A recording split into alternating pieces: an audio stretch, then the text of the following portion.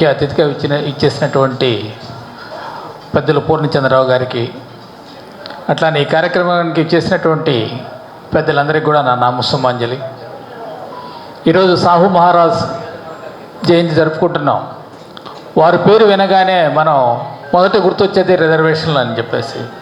అయితే ఈ దేశంలో రిజర్వేషన్ అనేది ఒక అవమానకరమైనటువంటి మాటగా మార్చారు. రిజర్వేషన్ అనేది ఈ సమాజంలో ఉన్న అసమానతలను తొలగించడానికి ఒక ఔషధం లాంటిదే, కానీ అది అవమానకరం కాదు. అయితే దాన్ని రిజర్వేషన్ అనగానే ఇదేదో ఒక చిన్నతనం అనే విధంగా తీసుకొచ్చి పరిస్థితి ఉందన్నమాట. అట్లాంటి చాలామంది బీసీలు కూడా అట్లాంటి ఉంటారు, మనకు రిజర్వేషన్ లేకపోతే మనం ఓసీలతో సమానం అవుతామని చెప్పేసి.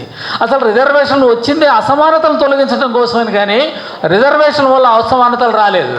కాబట్టి దాన్ని సరిగ్గా మనం అర్థం చేసుకోవాలి. ఈరోజు ఎంత వివరంగా చెప్పారు మనకి పూర్ణచంద్రరావు గారు.